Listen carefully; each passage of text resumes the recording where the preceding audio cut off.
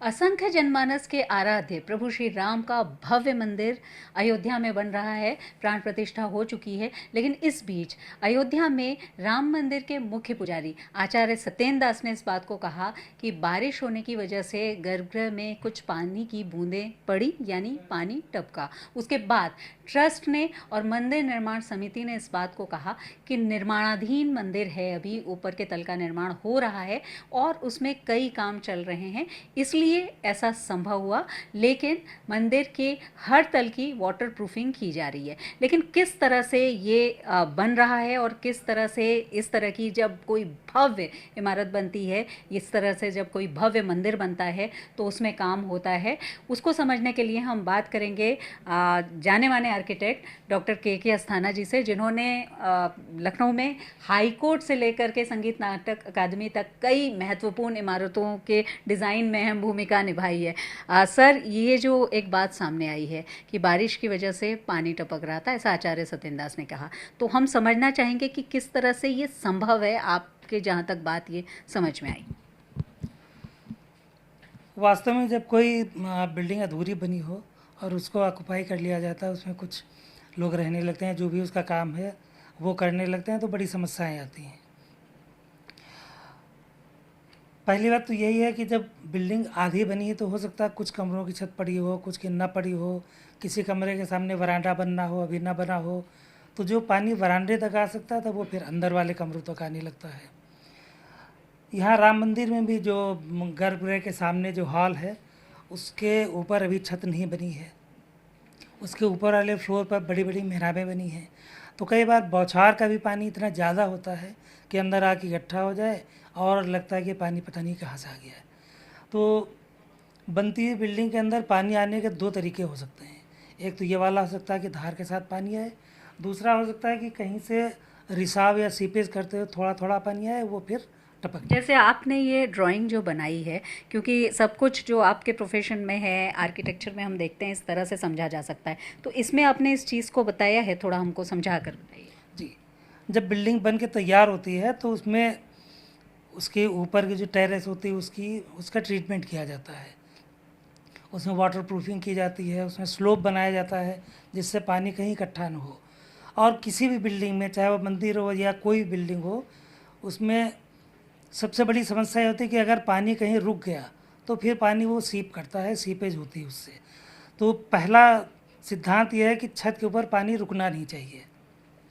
जब building under construction होती है तो कई बार आरसीसी बनने का तो सरफेस उतनी उसकी स्मूथ नहीं होती है, स्लोप बाद में बनाते हैं, वाटर प्रूफिंग करते हैं, स्लोप बाद में बनाते हैं। इस केस में अभी छत पड़ गई है, संभवतः छत के ऊपर के ट्रीटमेंट अभी नहीं हुए हैं। तो इधर अभी आपने स्केच दिखाया कि क्या होता है जब इसका ट्रीटमेंट नहीं हुआ है, प्रॉपर स्लोप नहीं बना है, तो कहीं कोनों पर पानी इकट्ठा होना शुरू होता है और ये पानी फिर दीवार के अंदर से सीप करता हुआ अंदर आ जाता है और यहाँ पर फिर ये सीपेज के रूप में दिखाई पड़ता है। जब सबसे ऊपर वाली छत हो तो भी यहाँ पर ऐसे पानी आके, और जब यहाँ पर अगर उस पानी को थोड़ा सा भी रास्ता मिल गया तो फिर अंदर वो तेज़ी से भी आ सकता है और वो बूंदों के रूप में टपक भी सकता है। तो ज़्यादा सीपेज जब होती है तो टपक भी सकता है। यानी वो पानी वहाँ जमा हो सकता है, जो जैसे आप बता रहे हैं, उसके बाद टपक भी सकता है, इस तरह से पानी नीचे आ सकता है, यानी ग्राउंड फ्लोर तक। और कई बार तो इसके बहुत छोटे से कारण होते हैं, जैसे बिल्डिंग अंडर कंस्ट्रक्शन है तो वहाँ पर ईंटों के टुकड़े, सीमेंट, बची हुई बालू, ये सब छत के ऊपर पड़े रहते हैं। लोग सोचते हैं कि अभी हटा देंगे, सफाई हो जाएगी, किसी मज़दूर के जिम्मे किया गया कि छत की सफाई कर देना।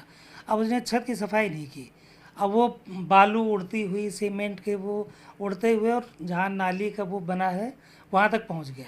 अब नाली चौक हो गई और अचानक बरसात हुई तो नाली चौक है, तो पानी वहाँ इकट्ठा होना शुरू हुआ, तो वो पानी बैक फ्लो के अंदर भी आ सकता है और इस तरीके से किसी कोने में पहुंच के वहाँ पर सीपेज का कारण भी बन सकता है। एक बात जो ट्रस्ट की तरफ से कही गई है सर, कि वो सभी जो तल हैं उनकी वाटर प्रूफिंग की जाएगी, और जिस तरह से ऊपर के सभी आगे के, क्योंकि गर्भगृह के का पानी जो है वो निकालने के लिए मैनुअली सिर्फ निकालने की व्यवस्था है, बाकी जो दूसरा उसके अलावा दूसरे हिस्से हैं मंदिर के, उनसे पानी तो ढलान में वैसे स्लोप में निकल सकता है, लेकिन गर्भगृह का पानी सिर्फ निकालने के लिए मैनुअली ही एक तरीके तरीका वही है।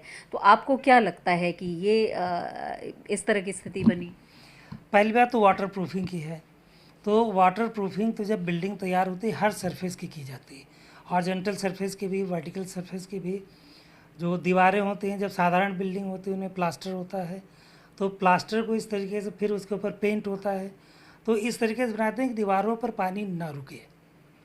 खुरदुरी दीवारें होती हैं जहाँ कहीं पत्थर लगता है तो वहाँ पत्थर के ऊपर ट्रांसपेरेंट पेंट कर देते हैं, ताकि जो पत्थर है उसका एस्थेटिक्स जो है वो बनी रहे, उसका टेक्सचर दिखाई पड़े, लेकिन उसकी सरफेस बंद हो जाए, जो उसके पोर्स होते हैं वो सील हो जाएं, ताकि अंदर पानी सीप करके ना जाए। ऐसे हॉरिजॉन्टल सरफेस में सफाई करके फिर उसके ऊपर कई सारे तरीके हैं, एपॉक्सी पेंट लगाना या उसके ऊपर तार की जाली लगा के उस पर फ्लोरिंग करना, फिर उसके ऊपर टाइल लगाना। अल्टीमेटली उद्देश्य ये होता है कि पानी ठहरने ना पाए, पानी बरसे और तुरंत बह जाए। अगर पानी ठहरा तो सीपेज होनी ही होनी है। अच्छा सर, एक ये जो बात सामने आ रही है, ट्रस्ट ने भी कहा है कि जो इलेक्ट्रिसिटी के लिए जो केबल्स लगाए जाते हैं उनके लिए पाइप लगाने का काम ट्रस्ट के सदस्य अनिल मिश्रा ने कहा, तो उसमें वो जब तक खाली है तो उनसे भी क्या पानी आ सकता है? ये समस्या भी कई बार देखी गई है। कई बार क्या घरों में तो अक्सर हो जाती है, शिकायत आती है कि वो बिजली के पाइप से पानी आ रहा है। तो होता एक्चुअली है कि कोई पाइप बाहर लाइट लगाने के लिए लगाया गया और किसी वजह से वो खुला छूट गया, सील नहीं हुआ, पानी बरसा और कहीं उस जगह पर पानी बहता हुआ आ रहा है, तो फिर वो पानी अगर उस पाइप के अंदर चला गया तो फिर अंदर जैसे शरीर में नाड़ियाँ होती हैं वैसे पूरा जाल बिछा हुआ है, वो पानी फिर ट्रेवल करता हुआ कहीं पहुंच सकता है। इसलिए एक्स्ट्रा प्रिकॉशन रखी जाती है। ये भी डिज़ाइन की फॉल्ट न हो कि जो वहाँ पर मिस्त्री काम कर रहा होगा कई बार उसकी गलती होती है कि उसको लेकिन सर इस केस में तो इसकी संभावना, क्योंकि ये कहा गया है कि बिल्कुल इतना ज़्यादा ध्यान दे करके बनाया गया है और बेस्ट जो एजेंसी है वो बना रही है, बल्कि सीबीआरआई आप जानते हैं कि उन्होंने भी एक तरह से हर ब्लॉक का अलग अलग एग्जामिन उसको किया है, तो उसके क्या, क्योंकि इसके बाद तो संभावना कोई वैसी नहीं है। इसमें कोई दो राय नहीं है कि जो कंस्ट्रक्शन एजेंसी काम कर रही है वो हिंदुस्तान की one of the best construction agency है, और सीबीआरआई से बड़ी तो कोई संस्था हिंदुस्तान के पास है भी नहीं। सीबीआरआई देश की अपेक्स संस्था है जो बिल्डिंग कंस्ट्रक्शन, बिल्डिंग की रिसर्च में इन्वॉल्व है, तो एकमात्र संस्था है। और अगर ऐसा तो संभव नहीं कि वो अच्छा काम ना कर पाए, ये मानवीय भूल मुझे तो लगता है।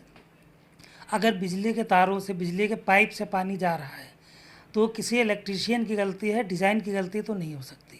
ऐसा संभव डिज़ाइन की गलती नहीं हो सकती, ये संभव नहीं है, और पूरा ध्यान देकर भी काम किया जा रहा है। एक और बात जो कही गई है वो ये कि अभी अंडर कंस्ट्रक्शन है, यानी फर्स्ट फ्लोर का काम अभी चल रहा है, तो जैसे ही काम पूरा हो जाएगा या पूरी छत जो है वो पड़ जाएगी या एक तरह से पूरा निर्माण हो जाएगा, तो उसके बाद फिर ये नहीं समस्या आएगी। बिल्कुल नहीं आएगी। जहाँ कहीं पर बाहर पाइप जाते भी हैं उसमें पूरा उसका प्रोटेक्शन किया जाता है कि उनसे पानी ना आए। ये चूँकि बीच वाली स्टेज है और अभी शायद उस पर इतनी छोटी चीज़ होती है, लेकिन इतनी छोटी चीज़ भी कभी कभी बहुत बड़ी बात बन जाती है ना, तो हो सकता है किसी इलेक्ट्रीशियन की छोटी सी गलती जिसकी वजह से बिजली के पाइप में पानी आ गया और फिर वो पूरी बिल्डिंग में तो फैलना ही फैलना है। तो मेरा पक्का विश्वास है कि डिज़ाइन की गलती नहीं है, ये कंस्ट्रक्शन के दौरान किसी एक अच्छा छोटे सर, से एक चीज़, जैसे आपने यहाँ ड्राइंग भी बनाई है, इस तरह से जो ड्राइंग है यानी लीकेज की बात है, जैसे ऊपर से पानी आता है तो किस तरह से आता है, यहाँ भी इस ड्राइंग में भी हम ये देख पा रहे हैं, तो इसको रोकने की क्या व्यवस्था होती है? क्या कॉर्नर पर हमें यहाँ पानी तो आता हुआ दिख रहा है, लेकिन अगर अभी रोकना चाहें, क्योंकि कंस्ट्रक्शन फर्स्ट फ्लोर का होते हुए टाइम लगेगा, तो इस बार की जो बरसात है उसमें टेम्पररी उपाय क्या होते हैं? बिल्कुल टेम्परेरी उपाय भी होते हैं। पानी तो किसी स्टेज पर अंदर नहीं आना चाहिए। इसमें दिखाया कैसे पानी इकट्ठा हो के बाहर यहाँ नीचे सीप करके आ जाता है। एक दूसरी ड्राइंग में ये बनाया है कि इसको कैसे रोक सकते हैं। ये एक बड़ी पुरानी व्यवस्था है और आज भी यही व्यवस्था सबसे कारगर है कि छतों के जो कोने होते हैं इन कोनों में इस तरीके से गोलाई सी फर्श बना देते हैं, जिससे यहाँ से भी जो पानी आएगा यहाँ पानी आएगा, यहाँ रुके नहीं। मैंने जैसे बताया कि ये कोना सबसे ज़्यादा वल्नरेबल होता है, यहाँ से पानी नीचे पहुँचता है, तो ये ट्रीटमेंट कर देते हैं। अब यहाँ जब पानी जाएगा ही नहीं तो फिर सीप नहीं होगा, तो यही अभी भी किया जा सकता है। ये अभी बिल्कुल बना सकते हैं, जिससे पानी कोनों पर ना आए और यहाँ जो सीपेज की समस्या है वो ख़त्म हो जाए। बिल्कुल, तो ये वो उपाय हैं, क्योंकि जैसा कि सर ने बताया कि बेस्ट एजेंसी काम कर रही है और इसके साथ ही CBRI इसकी मॉनिटरिंग कर रही है, जो रिसर्च में भी उतनी ही इन्वॉल्व है। तो अपने आप में इन बातों का ध्यान रखा जा रहा है। हालांकि जो मुख्य पुजारी हैं आचार्य सत्येंद्र दास, उन्होंने ये बात कही थी, लेकिन उसके बाद ये चीज़ें सामने आने के बाद एक नए तरह से उसको रिव्यू भी किया जा रहा है। और इसके साथ ही लेकिन सर जैसा कि कह रहे हैं कि डिज़ाइन में कोई इसमें चूक होने की संभावना बिल्कुल नहीं है, बल्कि ये कंस्ट्रक्शन में अभी अधूरा होने की वजह से या किसी मानवीय भूल की वजह से ऐसा हो सकता है कि फ़िलहाल ये बात सामने आई हो। तो असंख्य जनमानस के आराध्य प्रभु श्री राम का मंदिर है जो तैयार हो रहा है, अभी प्राण प्रतिष्ठा हो गई है, लोग दर्शन भी कर रहे हैं। ऐसे में एक एक छोटी छोटी डिटेल भी लोग जानने के लिए उत्साहित हैं, उत्सुक हैं। और ये बात है कि जब कंस्ट्रक्शन पूरा हो जाएगा तो ऐसी कोई भी संभावना नहीं रहेगी कि मंदिर के अंदर किसी तरह का कोई पानी किसी तरह से जा पाए, यानी कि उसी तरह से भव्य और दिव्य राम मंदिर दिखाई पड़ेगा। वीडियो जर्नलिस्ट संजय सिंह के साथ शिल्पी सेन, लखनऊ।